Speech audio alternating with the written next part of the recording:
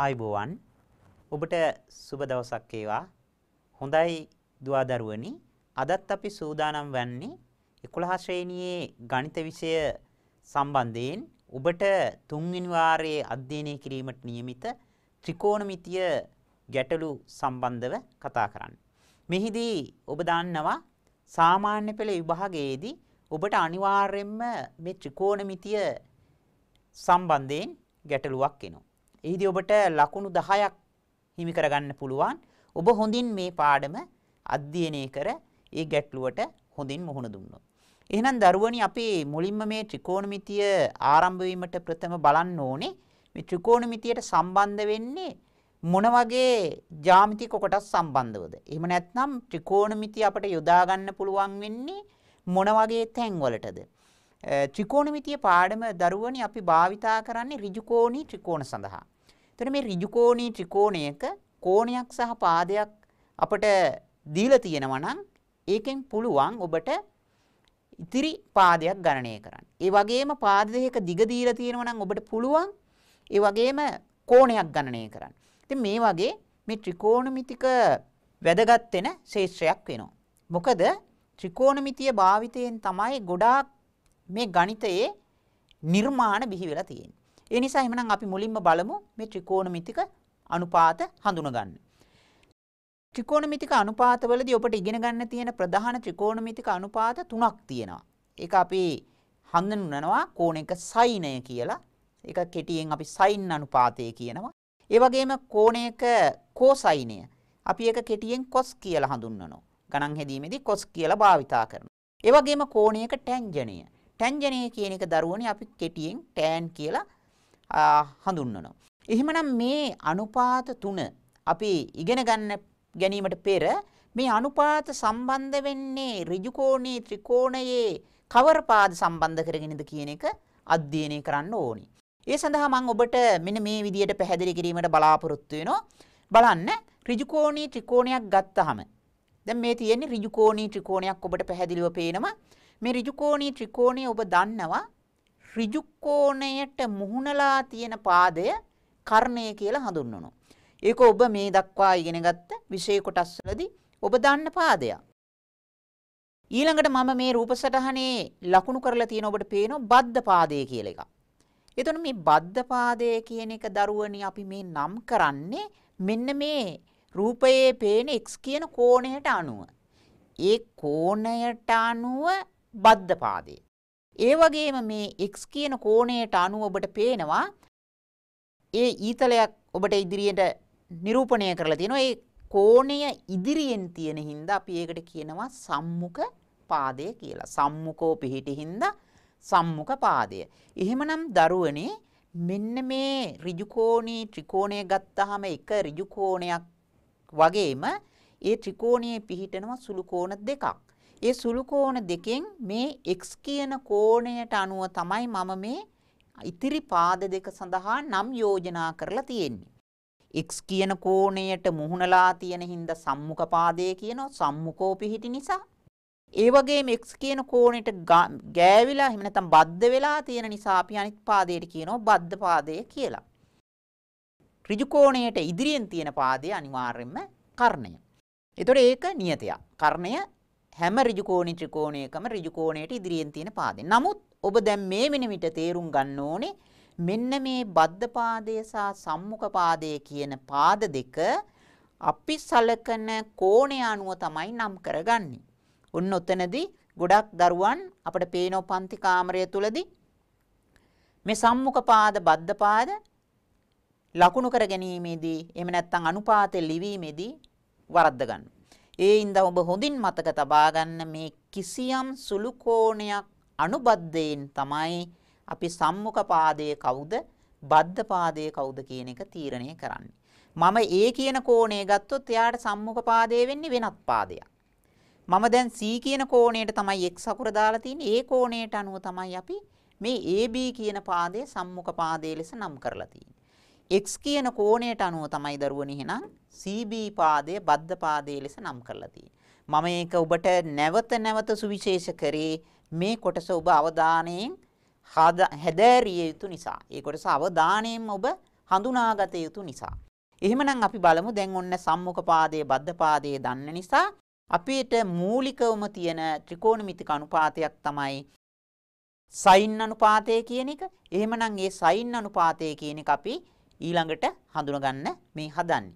එහෙමනම් බලමු සයින් අනුපාතය කියන්නේ මොකක්ද?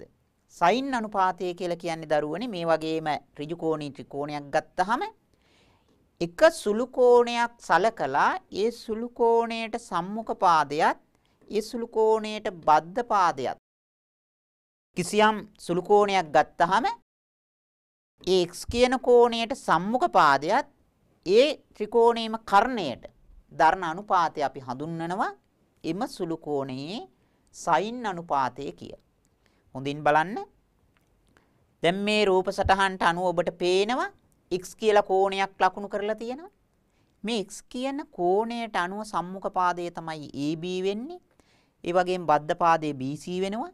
කර්ණය කියන්නේ ඍජු කෝණයට මුහුණලා තියෙන පාදය AC වෙනවා. එහෙමනම් sin අනුපාතය කියන එක අපිට ලියන්න පුළුවන්. sin x කියන කෝණයට අනුව සම්මුඛ පාදයේ AB බෙදීම AC කියලා. AB බෙදීම AC. එහෙමනම් ඍජු කෝණී ත්‍රිකෝණයක කිසියම් සුළු කෝණයක් ගත්තාම මේ සුළු කෝණයට සම්මුඛ පාදයට කර්ණයත් අතර අනුපාතය අපි එම කෝණයේ sin අනුපාතය ලෙස හඳුන්වනවා. ඊ타ත්ම වැදගත් සම්බන්ධයක්. මේක ඔබ හොඳට කටපාඩමේ ඔබට මතකයේ තියෙන්න ඕනි. ගණන් හදන්න නම් මේක කටපාඩමේ මතක තියෙන්න ඕනේ. එතකොට කොහොමද අපි මේක මතක තියාගන්නේ? sin අනුපාතය කියවහම මතක තියාගන්න. ලවයට එන්නේ සම්මුඛ පාදය බෙදීම කර්ණය. ඒතර ඔබට පුළුවන් මේ වගේ සූත්‍රවලදී මේව මතක තියාගන්න. ඔබ මොකක් හරි ඒකට කවියක් ඒ වගේ දෙයක් ඔබට පුළුවන් හදාගන්න. සම්මුඛ පාදයේ මතක හිටින්න මොකක් හරි ඒ සයන්නෙන් එන වචනයක් සම්බන්ධ කරගන්න පුළුවන් ඔබට. කර්ණය මතක තියාගන්න මොකක් හරි සම්බන්ධ කරගන්න පුළුවන්.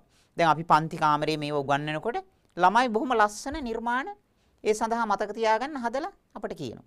ඉතින් මම ඔබට ඒක බාර කරනවා. ඔබ මේක අහගෙන ඉඳලා සම්මුඛ පාදයේ බෙදීම කර්ණය. sin අනුපාතය කියන්නේ සම්මුඛ පාදයේ බෙදීම කර්ණය. එහෙමනම් මේක මතක තියාගන්න. ඔබ අද බලන්න මොකද්ද අපි මේකට හදාගන්නේ කියලා. එතකොට මේවා ලේසි. විෂය කරුණු මතක තියාගන්න එක ක්‍රමවේදයක් තමයි දරුවනි. ඒවට අවශ්‍ය කවියක් හරි නිසදසක් හරි මොකක් හරි දෙයක් ඔබට බොහොම සරලව මතක තියාගන්න. ඒකට සම්බන්ධ කරගන්න. හොඳයි. එහෙනම් දැන් අපි මේ කතා කරේ sin අනුපාතය. අපි කොහොමද බලමු දැන් මේ sin අනුපාතය සම්බන්ධ කරගෙන කොහොමද ගැටලුවක් ආවොත් විසඳන්නේ. පොඩි සරල ගැටලු මේ මූලිකව අපි කතා කරන්නේ. ඉදිරියේදී ඔබට එනවා බොහොම මේ ත්‍රිකෝණමිතිය යටතේ දිග ගැටලු විසඳන්න. ත්‍රිකෝණමිතික වගු භාවිතා කරන්න එනවා. ඉතින් ඊට අමතරව දැන් අපි මේ හඳුනාගත්ත ත්‍රිකෝණමිතික අනුපාතේ භාවිතා කරලා කොහොමද දෙන ලද ඍජු කෝණී ත්‍රිකෝණයකට මේ අනුපාතය ලියන්නේ. ඉතින් මූලිකව අපි අයන්නේ ඉඳලා ඉගෙන ගත්තොත් මේ ත්‍රිකෝණමිතිය ඔබට බොහොම සරලම පාඩමක් වෙනවා. ඒ හින්දා අපිත් සමග රැඳී සිටින්න. මේ පාඩම ඉවර වෙනකම් ඔබ රැඳී සිටියොත් ඔබට අද දවසේ මේ වැඩ කොටස ඉතා සාර්ථක විවර කරගන්න පුළුවන්. හොඳයි බලමු එහෙමනම්. මේ තියෙන්නේ තවත් ඒ වගේම ඍජු කෝණී ත්‍රිකෝණයක් ABC කියලා මම නම් කරලා තියෙනවා. ඔබට දීලා තියෙන්නේ මේ විදිය ප්‍රශ්නයක්. පහත දැක්වෙන ත්‍රිකෝණයේ එක් එක් කෝණය සඳහා sin අනුපාතය ලියන්න. එතකොට ඍජු කෝණී ත්‍රිකෝණේ සුළු කෝණ දෙකක් තියෙනවා. x සඳහා ඔබට පුළුවන් sin අනුපාතයක් ලියන්න. y කෝණය සඳහා sin අනුපාතයක් ලියන්න පුළුවන්. එhmenan අපි බලමු දැන් කොහොමද ලියන්නේ. දැන් sin අනුපාතය මම ඔබට මතක් කරා. මොකද්ද? සම්මුඛ පාදයේ බෙදීම කර්ණය. එහෙනම් බොහොම සරලව මතක තියාගන්න පුළුවන්. එහෙමනම් මෙන්න මේ එක කෝණයකට අනුව අපි sin අනුපාතය ලිව්වොත් බලන්න x කියන කෝණයට සම්මුඛ පාදයේ AB කර්ණය වෙන්නේ AC. එහෙනම් අපිට ලියන්න පුළුවන් x කියන කෝණයට අනුව sin අනුපාතය AB බෙදීම AC කියලා. ඒ වගේම අපි y කියන කෝණයට අනුව ලියමු. අන්න ඒක තමයි ඔබ තේරුම් ගන්න ඕනේ. y කියන කෝණය ගත්තොත් එයාට සම්මුඛ වෙන්නේ දරුවනේ BC පාදය. එහෙමනම් BC පාදය කර්ණය වෙන්නේ AC. එහෙනම් අපිට ලියන්න පුළුවන් sin y සමානයි BC එහෙම නැත්නම් CB බෙදීම AC කියලා. සම්මුඛ පාදයයි කර්ණයේ අතර අනුපාතය. පළමුව ඔබ ඉගෙන ගත යුත්තේ යන්නේ ඕනෑම ඍජු කෝණී ත්‍රිකෝණයක ඕනෑම සුළු කෝණයක සම්බන්ධ කරගෙන. එහෙම නැත්නම් ඕනෑම සුළු කෝණයක් අනුබද්ධයෙන් කොහොමද සයින් අනුපාතය ප්‍රකාශ කරන්නේ? දැන් අපි ඔන්න මේ ත්‍රිකෝණේ සුළු කෝණ දෙකටම සයින් අනුපාතය ලිව්වා. හොඳයි දරුවනි. එහෙනම් අපි බලමු තවත් මෙවැනි අවස්ථාවක් සයින් අනුපාතය ලියන්න පුළුවන්. දැන් මම මේ සඳහා ඔබට තෝරගත්තා මෙන්න මෙවැනි ගැටලුවක්. ඉතා කුඩා ගැටලු. ඍජු කෝණී ත්‍රිකෝණයක් තියෙනවා. ඒ ත්‍රිකෝණය ඔබට පේනවා එක් එක් කෝණ සඳහා විජය පද වලින් කෝණය හඳුන්වලා තියෙනවා. ඒ වගේම පාදවල දිග දීලා තියෙනවා. දැන් ඉස්සෙල්ලා අපි පාදවල දිග දීලා තිබුණේ අකුරු ඇසුරෙන් ලිව්වේ. එහෙනම් අපි බලමු දැන් මේකෙත් මේ සුළු කෝණ දෙකක් දීලා තියෙනවා. මේ සුළු කෝණ දෙකේ දෙක සඳහා අපිට කොහොමද සයින් අනුපාතය ලිව්වොත් එන්නේ? බොහොම සරල අවස්ථාවක්. සයින් අනුපාතය ඔබට නැවත නැවත තහවුරු වීමට තමයි අපි මෙවැනි කුඩා අභ්‍යාස යොදාගන්නේ. එහෙනම් මේකෙදී අපිට ලියන්න පුළුවන් sin x සඳහා අනුපාතය. sin x. එතකොට sin කියන්නේ මම අද මතක් කරා ඔබට සම්මුඛ පාදය බෙදීම කර්ණය කියලා. එහෙනම් x කියන කෝණයට සම්මුඛ වෙන්නේ කවුද? මෙන්න මේ AB පාදය. AB පාදයේ දිග අපිට පෙන්නලා තියෙනවා සෙන්ටිමීටර් 4ක් කියලා. එතකොට සෙන්ටිමීටර් 4යි ඒ වගේම කර්ණය 5යි. එහෙමනම් අපිට ලියන්න පුළුවන් 4 බෙදීම 5 කියලා sin x සඳහා ලැබෙන අගය. ඒ වගේම අපිට පුළුවන් sin y සඳහා ලැබෙන අගය ලියන්න. ඔබට පේනවා sin y සඳහා ලැබෙන අගය sin y ට සම්මුඛ වෙන්නේ සෙන්ටිමීටර් 3 කියන පාදය, කර්ණය වෙන්නේ 5. එහෙමනම් 3 බෙදීම 5 කියලා අපිට ලියන්න පුළුවන්. හොඳයි. දැන් අපි බලමු එහෙමනම් මේ සඳහා ගැටලුවක් තව ඔබට ඉදිරිපත් කරන්න මම සූදානම් වෙන්නේ. පළවෙනි ගැටලුව ලෙස ඔබට දෙනවා මෙන්න මේ වගේ අවස්ථාවක්. පහත දැක්වෙන රූපයේ sin x සමානයි 10න් 8 නම් sin 90 ඍණ x සඳහා අගයක් ලබා ගන්න. දැන් මෙවැනි ප්‍රශ්න දරුවනේ සාමාන්‍ය පෙළ විභාගයේ ලකුණු දෙකක් සඳහා ලැබෙන කෙටි ප්‍රශ්න සඳහා එනවා. ඉතින් ඒ නිසා බොහොම සරල ප්‍රශ්නයක්. ඔබ දන්නවා ඍජු කෝණී ත්‍රිකෝණයක එක සුළු කෝණයක් x නම් අපිට අනිත් සුළු කෝණය ලියන්න පුළුවන් 90 ඍණ x කියලා. ත්‍රිකෝණයක කෝණ 3යි 180යි එක් කෝණයක් ඍජු කෝණය වෙනකොට අනිත් කෝණ දෙකේම එකතු 90ක් වෙන නිසා 90 ඍණ x කියලා අපිට ලියන්න පුළුවන්. එhmenan sin x කියන්නේ 8 බෙදීම 10 නම් sin 90 ඍණ x කියන එක ලියන්න කියලායි අපිට මේ කියන්නේ. ඔබට පේනවා රූප සටහනට අනුව sin 90 ඍණ x කියන කෝණයට සම්මුඛ වෙන්නේ BC පාදය. ඒතර BC පාදයේ අගේ දීලා නැහැ. එහෙමනම් BC සහ AC අතර අනුපාතය තමයි sin 90 ඍණ x සඳහා ලියන්න වෙන්නේ. BC බෙදීම AC. AC පාදයේ දිග දීලා තියෙනවා 10යි BC පාදයේ දීලා නැහැ. එහෙමනම් දරුවනේ දැන් මෙතනදී ඔබට පේන්න ඕනේ මේ සඳහා භාවිතා කරන්නේ මොකක්ද? අපිට පුළුවන් ත්‍රිකෝණයක ඍජු කෝණී ත්‍රිකෝණයක පාද දෙකක් දන්නවා නම් ඉතිරි පාද සොයන්න තියෙන ක්‍රමය පයිතගරස් සම්බන්ධය. බලන්න අපිට ලියන්න පුළුවන් මෙන්න මේ විදිහට. AC පාදයේ වර්ගය සමානයි AB වර්ගය දන BC වර්ගය. දැන් අපි මේකට ආදේශ කරමු. AC කියන්නේ 10යි 10 වර්ගය, AB කියන්නේ 8යි 8 වර්ගය, BC වර්ගය. දැන් මෙතනින් අපිට 10 වර්ගය 100යි, 8 වර්ගය 64යි. සමීකරණය සුළු කිරීමේ නීති වලට අනුව සුළු කරාම BC වර්ගය සමානයි 100 අඩු කිරීම 64. එහෙනම් BC වර්ගය 36ක් කියලා ලබා ගන්න පුළුවන්. BC වර්ගයේ 36 කියන්නේ දරුවනේ BC හොයන්න පුළුවන් 36 වර්ගමූලය ගැනීමෙන් BC වල දිග සෙන්ටිමීටර 6යි. අන්න දැන් අපි නොදන්නා BC පාදය ගණනය කරගත්තා පයිතගරස් සම්බන්ධය භාවිතා කිරීමෙන්. දැන් අපිට පුළුවන් BC පාදයේ දිග දන්නවා AC පාදයේ දිග දන්නවා. එහෙමනම් sin 90 ඍණ x සඳහා අගයක් දැන් අපිට පුළුවන් අනුපාතයක් විදියට මෙන්න මේ ආකාරයට ලියන්න. බලන්න. sin 90 ඍණ x කියන්නේ සම්මුඛ පාදය BC දැන් අපි සොයාගත්ත 6යි, කර්ණය AC 10යි. එහෙමනම් මෙතනදී ඔබට පේනවා sin 90 ඍණ x සමාන වෙනවා 6 බෙදීම 10ට. දැන් බලන්න ගැටලුව බොහොම සරල වගේ පෙනුනට එහිදී අපිට භාවිතා කරන්න අවශ්‍ය වුණා දරුවනේ පයිතගරස් සම්බන්ධය. පයිතගරස් සම්බන්ධය භාවිතා කරලා පාදයක දිග සොයා ගැනීමෙන් තමයි අපිට sin 91 සඳහා අනුපාතය ලියන්න පුළුවන් වුණේ. ඒතකොට මෙවැනි ගැටලු ඔබට සාමාන්‍ය පෙළ විභාගයේදී ලකුණු දෙකක් සඳහා දෙන ගැටලු වලට එන්න පුළුවන්. ඒ නිසා ඔබ මේවා අවධානයෙන් එහුම්කන් දුන්නොත් ඔබට බොහොම පහසුවෙන් විසඳ ගැනීමේ හැකියාව ලැබෙනවා. හොඳයි අපි බලමු දැන් මේ ත්‍රිකෝණමිතියේ මේ මූලික අවස්ථාව ගැන අපි කතා කරමින් ඉන්නේ sin අනුපාතය. මේ වගේම අපිට පුළුවන් තවත් ඉස්සරහට යන්න. ත්‍රිකෝණමිතිය සම්බන්ධව ඊළඟට මම ඔබට කතා කරන්න යන අනුපාතය තමයි මේ තියෙන්නේ කෝණයක cosine අනුපාතය. cosine. අපි මේ cosine අනුපාතය තමයි කෙටියෙන් cos කියලා කියන්නේ. cos කියලා අපි කෙටියෙන් ගණන් හැදීමේදී භාවිතා කරනවා. ඔබට sin අනුපාතය පැහැදිලි කිරීමේදී වගේම මම ත්‍රිකෝණයක් රූප සටහන විදියට පෙන්වලා තියෙනවා. x කියලා සුළු කෝණයක් ලකුණු කරලා තියෙනවා. මෙන්න මේ සුළු කෝණයට අනුව ඔබ දන්නෝ දැන් සම්මුඛ පාදය කියන එක හඳුනා ගන්න, බද්ධ පාදය හඳුනා ගන්න දන්න, කර්ණය කියන එක නියතාගයක් ඒක අපි දන්නවා. එහෙමනම් අපි බලමු cosine අනුපාතය කියන්නේ මොකක්ද? දැන් sin අනුපාතය කරා ඒ වගේම අනුපාතයක්. cosine අනුපාතය කියලා කියන්නේ මේ සුළු කෝණයට අනුව බද්ධ පාදයට කර්ණයත් අතර තියෙන අනුපාතය. ඒක අපිට ලියන්න පුළුවන් අනුපාතයක් විදිහට මේ ආකාරයට. cos x සමානයි CB බෙදීම AC. CB කියන්නේ දරුවනේ x කියන කෝණයට අදාළව බද්ධ පාදය. AC කියන්නේ ඍජු කෝණී ත්‍රිකෝණී කර්ණය.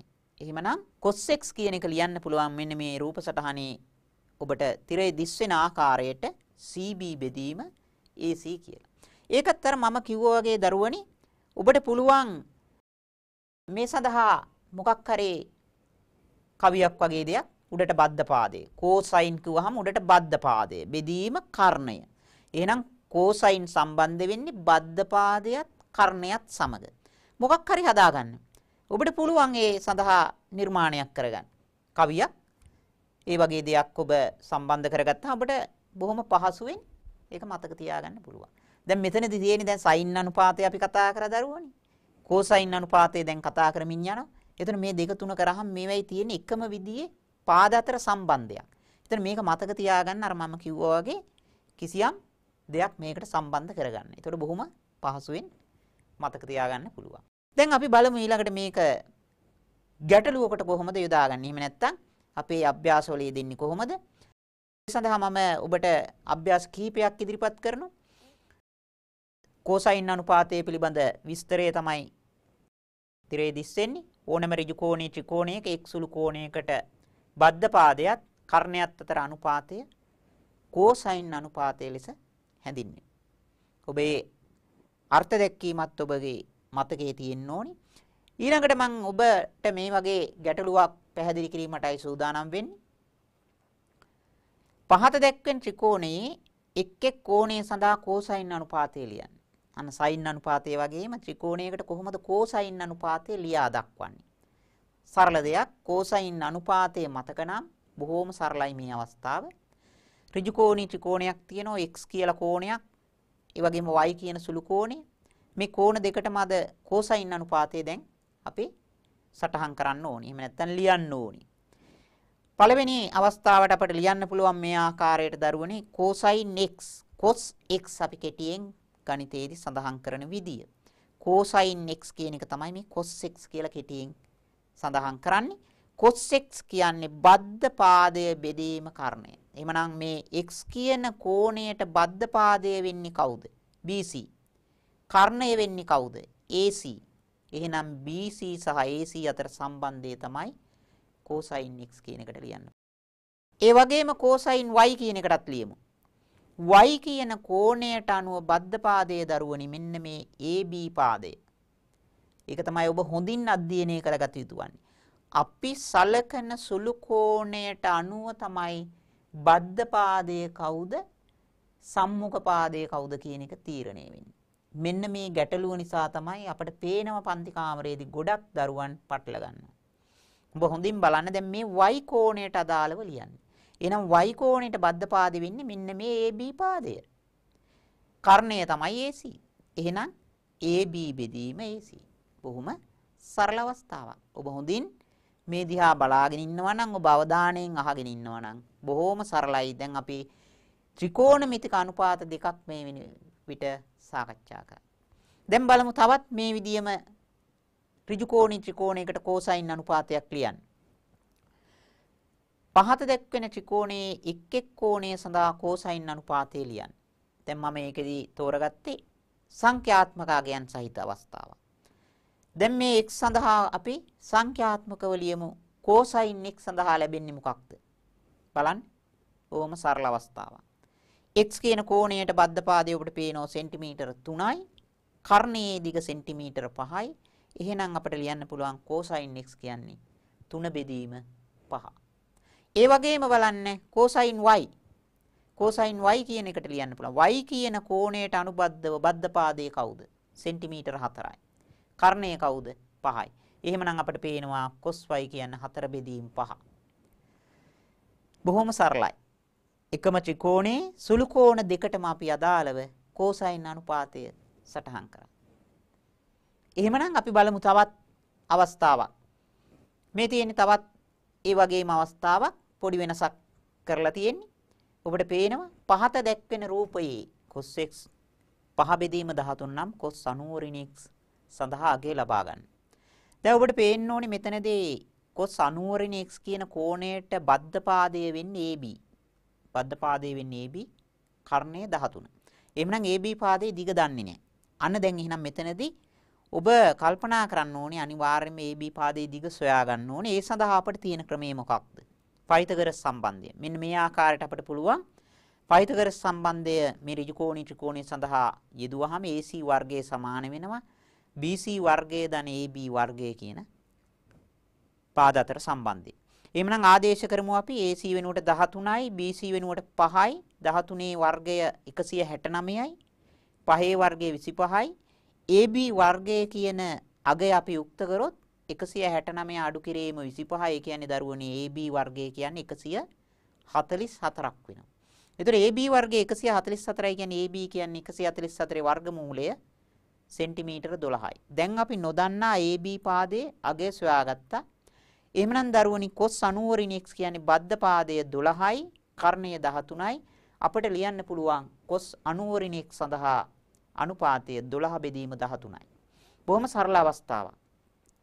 හැබැයි සරල වෙන්නේ ඔබට පයිතගරස් සම්බන්ධය භාවිතා කරලා නොදන්නා පාදයේ දිග ගණනය කරගත්තාම තමයි cosine අනුපාතය එතෙන්ට අපිට ලියන්න පුළුවන්. ඒතර අන්න බලන්න දැන් ඔබට මුලින්ම cosine අනුපාතය නිකම්ම ත්‍රිකෝණයට ලියන්න දුන්නා. ඊළඟට පාදයක් සොයාගෙන ඔබට ලියන්න අවස්ථාව දුන්නා. දැන් අපි ඉදිරිපත් කරන ඔබට ගැටලුවක්. එහෙමනම් බලමු මේ ගැටලුව මොකක්ද? අපේ අද පාඩමේ දෙවෙනි ගැටලුව. පළවෙනි ගැටලුව ඔබ මීට පෙර විසඳුවා. දැන් මෙන්න දෙවෙනි ගැටලුව. බලන්න හොඳින් මොකක්ද දීලා තියෙන්නේ කියලා. පහත දැක්වෙන රූපයේ cos y සමානයි 24 බෙදීම 25. එහෙමනම් ඔබට කියනවා cos 90 ඍණ y සඳහා ගයක් ලබා ගන්න. දැන් අපි මීට පෙර ඔබට පැහැදිලි කර ගැටලුව හා සමානයි. cos y සඳහා දීලා තියෙන 24 බෙදීම 25. දැන් විභාගෙදි දරුවනේ ඔබට මෙම ගැටලුව ඉදිරිපත් කරන්න පුළුවන් සමහර විට කිසිම රූප සටහනක් නැතුව. ඔය ඔබට පේන උඩ කොටස පමණයි ඕකේ තියෙන්න පුළුවන් සමහර විට. එහෙමනම් මෙවැනි අවස්ථාවල ඔබ මතක තියාගන්න මෙන්න මේ ආකාරයේ ඍජු කෝණී ත්‍රිකෝණයක් ඔබ ඇඳගෙන cosine කියන්නේ ඔබ දැන් ඉගෙනගෙන තියෙනවා බද්ධ පාදයයි කර්ණයතර අනුපාතය කියලා. එතකොට ඔබ හඳුනා ගන්න ඕනේ මේ 24 කියන්නේ බද්ධ පාදය 25 කියන්නේ කර්ණය කියන එක. හඳුනාගෙන මේ ත්‍රිකෝණමිතික අනුපාතය මේ ඍජු කෝණී ත්‍රිකෝණේ සම්බන්ධ කරගෙන cosine 90 ඍණ y සඳහා අගය ලබා ගන්න කටයුතු කරන්න ඕනේ. ඒ සඳහා ඔබට පේනවා AB පාදයේ දිග අවශ්‍ය වෙන බව. එහෙමනම් අපිට පුළුවන් AB පාදයේ දිග පයිතගරස් සම්බන්ධය භාවිතා කරලා ගණනය කරන්න. පයිතගරස් සම්බන්ධය මේකට යෙදුවාම ඔබ දන්නවා AC වර්ගයේ සමාන වෙනවා BC වර්ගයේ ධන AB වර්ගය කියලා. මේකට අපි ආදේශ කරමු. AC වර්ගය කියන්නේ 25 වර්ගය 625යි 24 වර්ගය 576යි.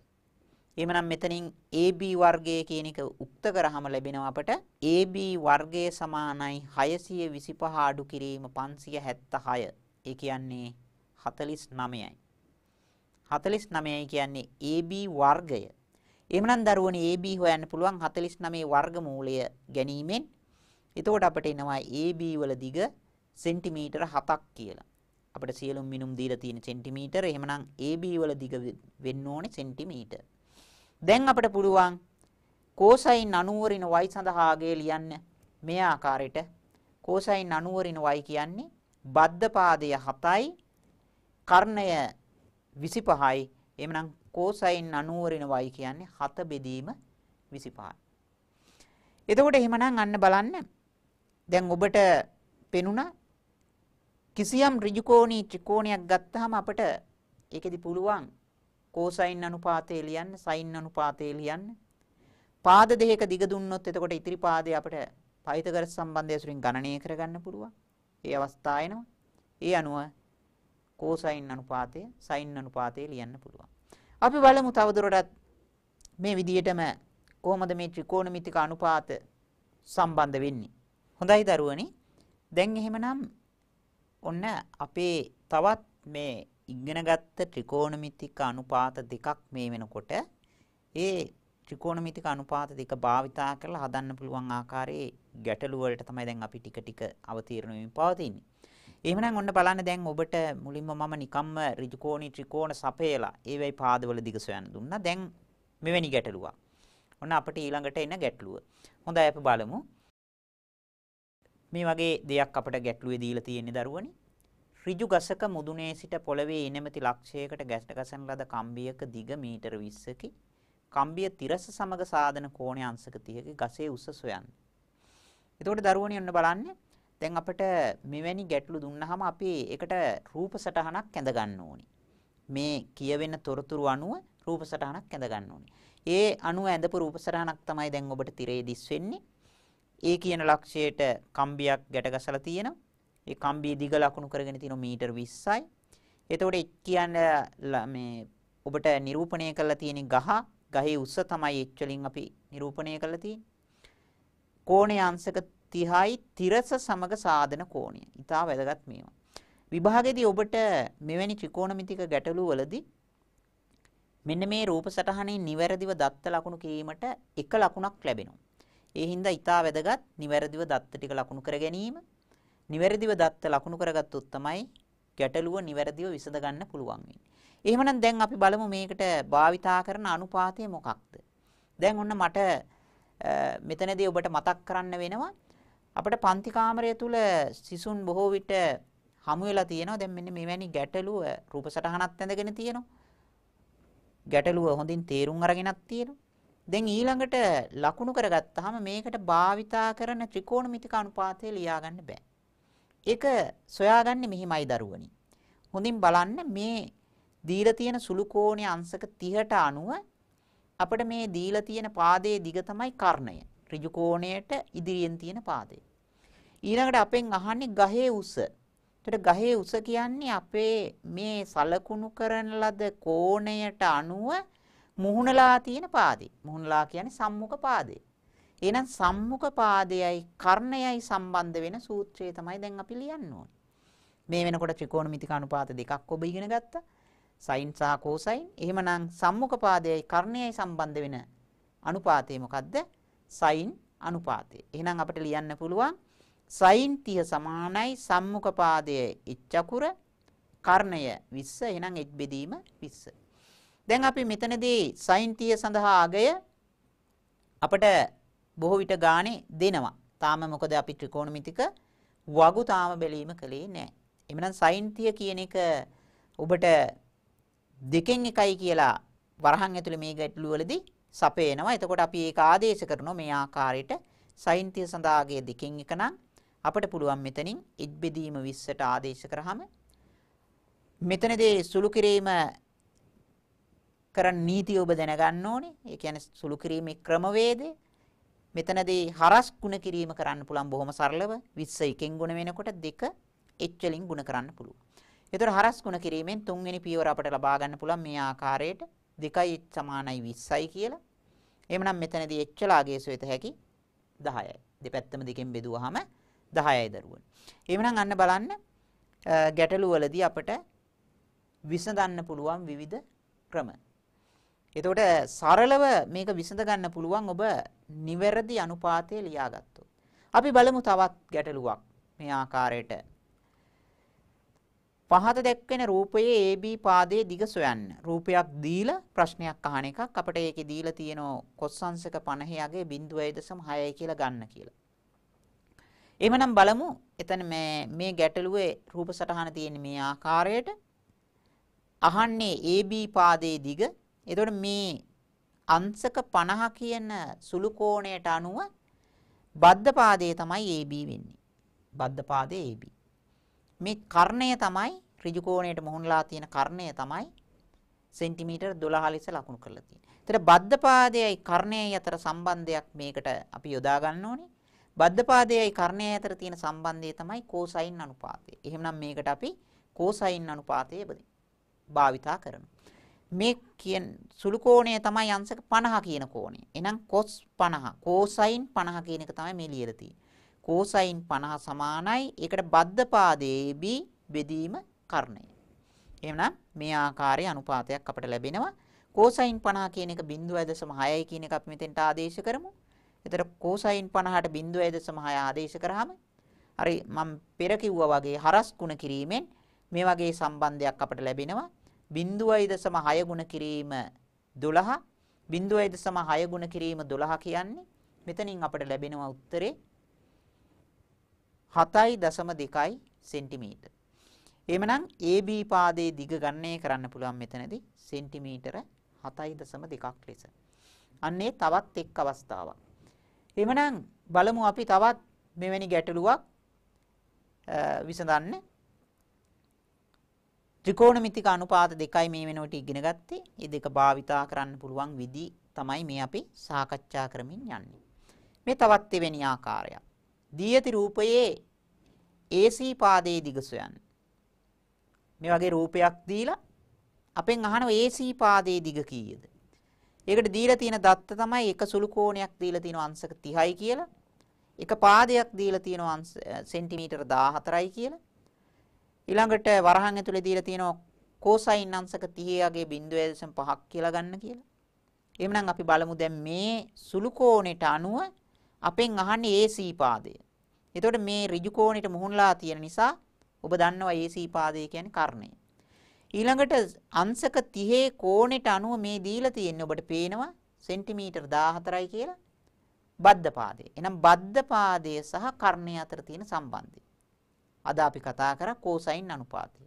මේ විදිහට අපිට ලියන්න පුළුවන්. cosine අංශක 30 සමානයි බද්ධ පාදයේ සෙන්ටිමීටර් 14යි කර්ණය AC. දැන් cosine 30 සඳහා 0.5 ආදේශ කරමු. එතකොට cosine 30 0.5ක් වෙනකොට අපි දැන් මෙතනදී හරස් ගුණ කරාම අපට ලැබෙන්නේ 0.5 ගුණ කිරීම h සමානයි 14යි කිය. දැන් h වලාගේ සොයන්න 0.5න් දෙපැත්තම බෙදන්න ඕනේ. 0.5න් බෙදුවාම 14 0.5න් බෙදනවා කියන්නේ ඔබට පුළුවන් දශම බෙදීම ආකාරයටත් සුළු කරන්න පුළුවන්. එහෙම නැත්නම් 0.5 කියන්නේ දෙකෙන් එක කියන එක අරගෙන භාග ආකාරයෙන් සුළු කරලා ලබා ගන්නත් පුළුවන්. එතකොට මෙතනදී h වලාගේ එනවා. හොඳයි දරුවනි, එහෙමනම් දැන් ඔබට පේනවා මේ ගැටලුවේ දුන්නේ AC පාදයේ දිග සොයන්න. එතකොට AC කියන එක තමයි අපි h කියලා අපිට පහසුවට අපි h කියන අකුරෙන් හඳුන්වලා තියෙන්නේ. එතකොට 14.5න් බෙදුවාම h වලාගේ අපිට ලැබෙනවා සෙන්ටිමීටර 28ක් කියලා. එහෙමනම් අපි බලමු දැන් ඊළඟට ඔබට ඉදිරිපත් කරන ගැටලුව මොකක්ද කියලා. තුන්වෙනි ගැටලුව ඔබට ඉදිරිපත් කරන්න දැන් අපි සූදානම් වෙලා ඉන්නේ. මෙන්න මෙවැනි ගැටලුවක් ඒ සඳහා මා තෝරගත්තා. පහත දැක්වෙන රූපයේ x අගය සොයන්න. ත්‍රිකෝණයක් දීලා තියෙනවා ඔබට පේනවා. ඒ ත්‍රිකෝණයේ ලම්බකයක් ඇඳලා තියෙනවා x කියලා පාදයේ දිග සලකුණු කරලා තියෙනවා. එතකොට ඒ ඍජුකෝණී ත්‍රිකෝණයට අනුව කර්ණයේ දිග තමයි සෙන්ටිමීටර 10ක් ලෙස සලකලා තියෙන්නේ. අපෙන් අහන්නේ x අගය සොයන්න. කෝණයක් පෙන්වලා තියෙන ඔබට පේනවා සුළු කෝණයක් අංශක 60ක් කියලා. එහෙමනම් මේ අංශක 60 කියන කෝණයට අනුව මේ x කියන්නේ කවුද? සම්මුඛ පාදය. එතකොට මේ 10 ලෙස ලකුණු කරලා තියෙන්නේ ඔබට පේනවා කර්ණය. එහෙනම් සම්මුඛ පාදයයි කර්ණයයි කියන සම්බන්ධතාවය තමයි මෙතනදී අපිට යොදා ගන්න වෙන්නේ මේ ගැටලු විසඳන්න. එතකොට සම්මුඛ පාදයේ කර්ණයයි කියන සම්බන්ධයේ තියෙන්නේ අපි ඉගෙන ගත්ත ත්‍රිකෝණමිතික සම්බන්ධතාවය sin අනුපාතය. එහෙමනම් මේ ඍජුකෝණී ත්‍රිකෝණය සඳහා අපි මේ ගැටලුවේදී යොදා ගන්නවා sin අනුපාතය. ඔබට වරහන් ඇතුලේ දීලා තියෙනවා sin 60 අගය 0.9ක් කියලා ගන්න කියලා. එහෙමනම් මේ ආකාරයට පුළුවන් අපිට මේක විසඳන්න. sin 60 සමානයි සම්මුඛ පාදය x බෙදීම කර්ණය 10. sin 60 සඳහා අපි මේකට 0.9 ආදේශ කරාම මෙතනින් අපිට ලබා ගන්න පුළුවන් හරස් ගුණ කරලා 0.9 ගුණ කිරීම 10. එතකොට එහෙමනම් මෙතනදී ඔබට x ලාගේ ලැබෙනවා 0.9 ගුණ කිරීම 10 කියලා. මෙහිදී 0.9 10න් ගුණ කරාම ඉන්නේ සෙන්ටිමීටර 9යි. එහෙමනම් නොදන්නා x කියන රාශියාගය සෙන්ටිමීටර 9ක් කියලා ඔබට ලැබෙනවා. හොඳයි. එහෙමනම් අපි අද දවසේ කතා කරේ වැදගත් ත්‍රිකෝණමිතික අනුපාත දෙකක් සම්බන්ධව sin අනුපාතය. sin අනුපාතය කියන්නේ ඕනම ඍජුකෝණී ත්‍රිකෝණයක සුළු කෝණයකට සම්මුඛ පාදයක් කර්ණයක් අතර අනුපාතය. ඒ වගේම cosine අනුපාතය ඕනම ඍජුකෝණී ත්‍රිකෝණයක සුළු කෝණයකට බද්ධ පාදයක් කර්ණයක් අතර අනුපාතය. ඒ සම්බන්ධයෙන් අපි කුඩා ගැටලු කිහිපයක් අද දවසේ කතා කරා. එහෙමනම් අපි බලමු මේ වගේම මේ ඍජුකෝණික ත්‍රිකෝණ සම්බන්ධව ත්‍රිකෝණමිතික අනුපාත භාවිතා කරන ආකාරය තවත් දවසක ඔබට ඉදිරිපත් කිරීමේ අරමුණින් අදින් එහෙමනම් සමුගන්නම්. ඔබට සුබ දවසක් වේවා. ආයුබෝවන්.